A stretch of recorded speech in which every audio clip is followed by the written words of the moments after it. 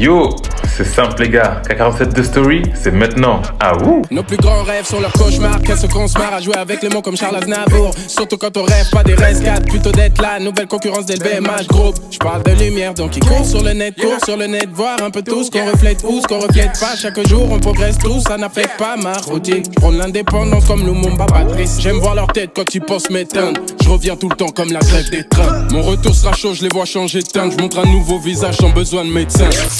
Bienvenue à bord de K47 de Story. Par où commencer? Simplement par là où on s'est arrêté, à Estrella. Pourquoi Estrella? Parce que en fait là-bas, il faut que je vous raconte ce qui s'est passé, c'est important. Alors, j'ai signé avec eux à la trêve parce que justement ils avaient besoin de joueurs. Quand j'ai signé, je m'étais mis d'accord avec le coach. Ça veut dire que j'ai signé avec eux jusqu'à la fin de la saison.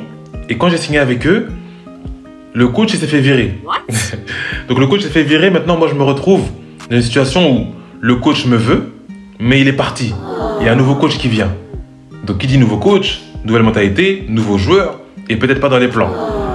Et malheureusement, c'est ce qui s'est passé, c'est que le nouveau coach il est venu, j'étais pas dans ses plans.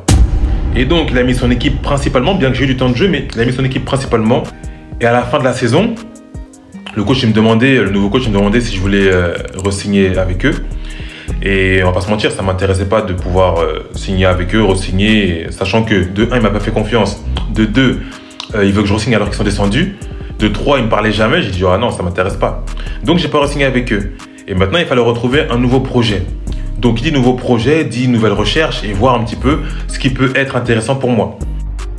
J'ai donc discuté avec différents clubs, cherché différents projets, mais j'ai pas réussi à trouver un terrain d'entente, ce qui fait qu'au final, j'ai préféré rester sans club plutôt que de signer dans un projet qui me correspondait pas. Alors oui, c'est pas facile de rester sans club parce que tu dois t'entraîner beaucoup plus dur, faut avoir de la motivation, tous les jours de s'entraîner, se réveiller tôt, faire plus entre guillemets, et ça c'est vrai que c'est très compliqué, mais c'est pas impossible. Voilà pourquoi il faut avoir un gros mental, Dieu merci, j'ai ce mental par sa grâce. Voilà pourquoi j'étais concentré aussi sur autre chose, de pouvoir aider d'autres joueurs à trouver des clubs par les formations que j'ai mis en place, 3 clés pour trouver un club, ou de pouvoir par exemple aussi aider d'autres joueurs à pouvoir gérer la pression avant un match ou même avant une échéance importante. Et donc toutes sortes de formations que j'ai mis en place que vous pouvez retrouver dans ma bio. Ok?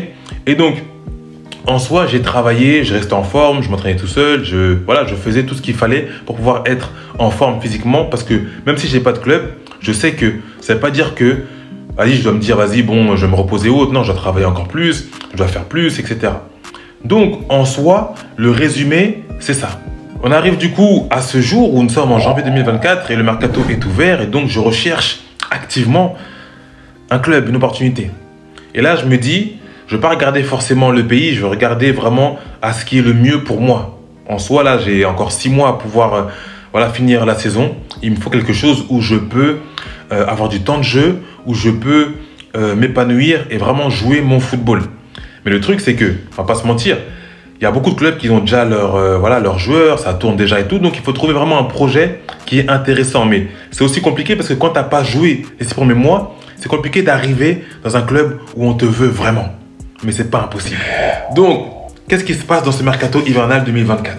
Je parlais avec différents agents, directeurs sportifs, présidents. Pour être honnête, normalement je devais signer en Ligue 1 Andorre. J'avais 2 clubs qui étaient intéressés. Mais pour moi, c'était pas le plan. En discutant avec des directeurs sportifs, il y en a certains qui me disaient qu'ils recherchaient des postes différents. Et c'est comme ça que je me mettais sur TikTok, par exemple, je recherche un défenseur central, un milieu ou autre, parce que des clubs recherchés, que ça pouvait être en Espagne, en France, en Pologne, dans différents pays. Okay? Mais pour ma part, je cherchais un projet aussi, comme j'ai dit, qui était bon pour moi. Et donc ce projet-là, un agent, je lui ai envoyé ma vidéo, que j'affiche ici. Et en soi, il m'a dit, il y a un club qui te veut. Il y a un club qui est intéressé par toi. Dernière séance avant le départ. On travaille devant les buts, c'est important. On est prêt physiquement. Et voilà, le but, c'est toujours d'être prêt pour être la meilleure version de soi-même. En tout cas, on est à J-2. Le départ est imminent.